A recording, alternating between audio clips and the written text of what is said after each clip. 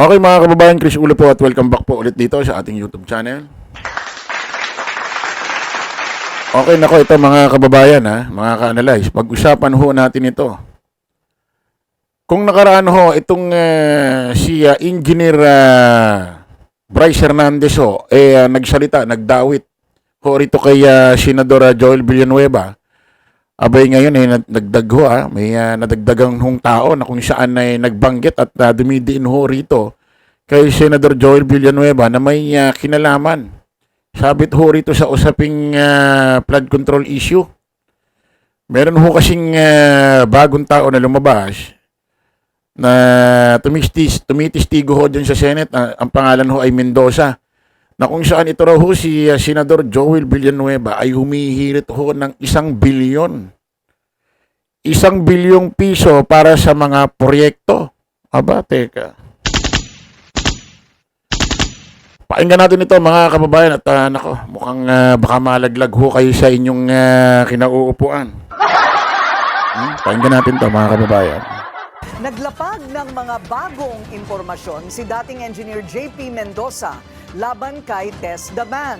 Higit 1 bilyong piso umano ang hinihingi nito para sa kanyang mga proyekto. Yan ang agenda report ni Dexter Ganibe ng Abante. Nadagdagan pa ang mga aligasyon ni Engineer JP Mendoza ng DPWH Bulacan laban kay Senator Joel Villanueva sa kanyang pagtatanong. Sabi ni Mendoza, mula sa unprogrammed funds ang 600 million pesos na proyektong para sa flood control projects. Katunayan na niya ay nasa 1.2 billion pesos na halaga ng mga proyekto ang hinihingi ni Villanueva noon kay dating DPWH Secretary Manuel Bunoan. Naka. Pero hanggang 600 million anya ang kayang ibigay ng kalihim. Yung katulad nga po ng sinabi ni D.E. Henry noon, kung nagpa-follow up si Sen. Joel, totoo naman po na ang nire-request niya is mga multipurpose building. Pero that time na hindi kayang ibigay yung amount na hinihingi ni Senator Joel, ang kaya lang ni Secretary Manny Bonoan po noong time na yun is 600. So, hindi maaabot yung target na almost 1 billion na mahigit. Nako. Ayan mga kababayan bago ho natin pagpatuloy. Hindi lang ho si dating assistant engineer ni Alcantara na si Bryce Hernandez ang nagdidiin kay Joel Villanueva. Pati ho itong si Mendoza. Totoo kaya ang sinasabi nito ni Mendoza at nito ni Bryce Hernandez. Kung iisipin mo naman, hindi naman ho sila magkakalaban sa mga politika. Hindi naman ho ito parang Sara Marcos na parang ang dating siraan ng siraan. Ito ay hindi naman ito mga parehas politiko. Nako ito ba naman si Joel Villanueva, mahilig manakot ito, demanda daw. Okay, paano ba yan? Senador Joel Villanueva, 2 na nagdidiin sa'yo. Humihingi raw ng 1 bilyon dito kaya dating sekretary ng DPWH Bonoan. Ang kaya lang daw ng mga panahon ni Bonoan ay 600 million.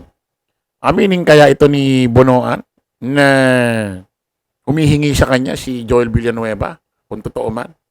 Kaso pag inamin naman ni Bonoan to, lumalabas para nakikipagsabuhatan siya. According sa kanya ng mga una, kanyang pahayag, wala raw siyang alam sa mga nangyayaring katiwalian sa DPWH.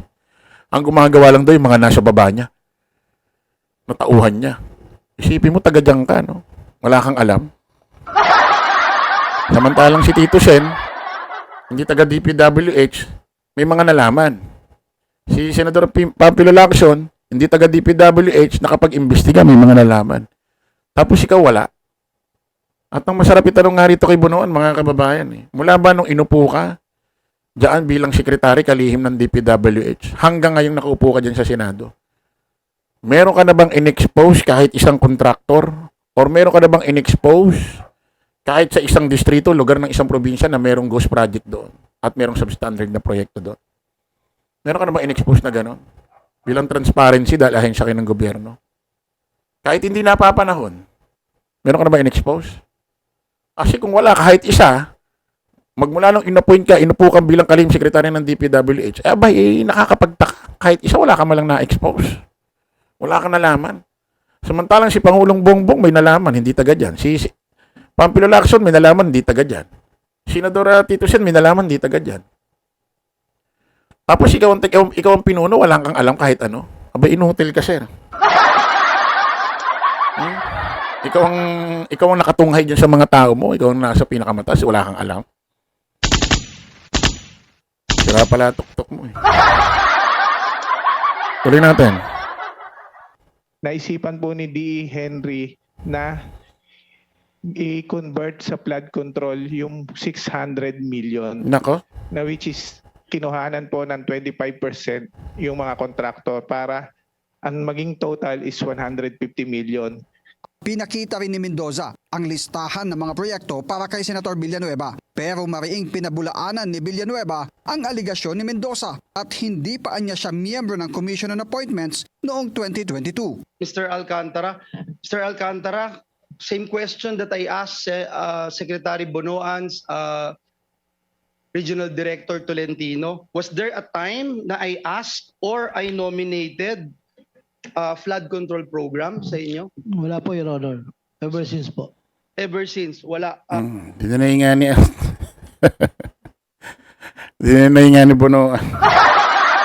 Ever since, wala daw. Ever since you began, kantay na. Wala daw. Siyempre, ba't nga naman aaminin, ano, ni Bono, ano, na nakikipag-ano siya sa iba't ibang politiko. Hindi siya rin ang mayayari. Parang mapapasinungalingan, parang conflict yung sinasabi niya na wala siyang alam dito sa mga nangyayaring katiwalian.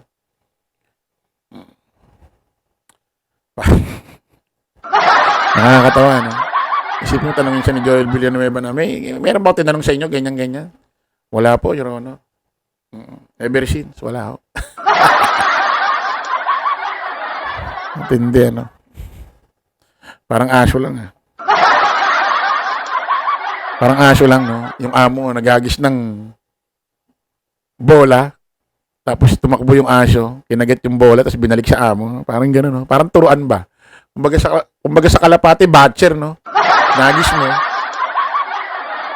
Tapos bumalik. Turuan ng puti. Tuloy natin. Mr. Chairman, was there a time na naglabi si Senator Villanueva for any contractor na in-endorse, pinakitaan ng pabor, or nilabi sa iyo, Mr. Alcantara? Wala po, Your Honor. Thank you, Mr. Chairman. Pinakita naman ni Senator Si Alcantara pa tanongin mo, siyempre, sabihin niya, wala rin siyang... Sabi ko sa inyo, mga kababayan, sinasabi ko na ito nakaraan sa akin live, sa akin mga vlog. Itong flood control issue, mapa-Congress, mapa-Senate, walang aamin. Isipin mo kung ako senador or ako ang congressman. Sira ba tuktok ko na aamin ako? Tapos yung mga kasamahan ko, hindi. Ano to? Mag-isa ako? Kaya malamang ito, lahat isisisi na sa mga kontraktor itong problemang ito eh. Ililigtas na nila sarili nila lahat. Sa kontraktor na isisisi. Isipin mo ba't ako aamin? Swerte naman nila ako aamin, tapos sila hindi. Sama-sama na. Senator Villanueva ang ginawa niyang kunwaring text message na kanyang pinicturan, kung saan nakalagay dito sa text ng congressman na idiin si Senator Villanueva. At may reply na, kayo na ang bahala sa akin, batchmate. Huwag niyo lang akong ibalik sa Senado. Sabi ni Villanueva, 20 seconds lang nagawa na ang nasabing mensahe para magmukhang pinicturan na mensahe sa isang cellphone. Nakakalungkot dahil yung chismis trying to destroy me, my name, our family. Gumawa ko kasi ng demo. Gumawa ko ito ng tutorial. Gumawa ng demo, gumawa ng tutorial. Ito si Senador Joel Villanueva na kung saan, kung paano raw dayain yung text message or message ho sa Viber. Kasi meron ho itong pinakikita na message na usapan daw nila ni Joel Villanueva dati. Ang opinion ko naman dyan, although may ginagawang tutorial demo, ito si Joel Villanueva kung paano peke ng message sa Viber, hindi naman ibig sabihin yung ipinakita nung nakaraan na kung saan message mo raw, ibig sabihin peke yun. Hindi ganun yun. May naituro ka lang paano mameke. Pero hindi ibig sabihin yung message na yon nung nakaraan, peke yun na nakikipag-usap ka. Ang pwede lang magsabi na peke yung message na yan, yung sa Viber na yan, NBI, PNP, mga forensic. Sila lang pwede. Although may tinuro ka. Yung tinuro mo, sure yun, peke. Tinuro mo nga eh. Pero yung pinakitang message nyo, nung nakaraan sa Senate, na nakikipag-usap ka through text message, nakikipagpalitan ka ng mensahe, hindi ibig sabihin, may tinuro ka, ibig sabihin yung, Senate, yung pinakita sa Senate na yun mismo, peke. Magkaiba yun. Maganda, ipadala yan sa NBI, sa PNP, sa forensic, nang malaman yung mismong message na yun, peke o hindi. Ganun lang kasimple. Okay mga kababayan, kita-kita ulit tayo sa panibagong vlog. Bye-bye po.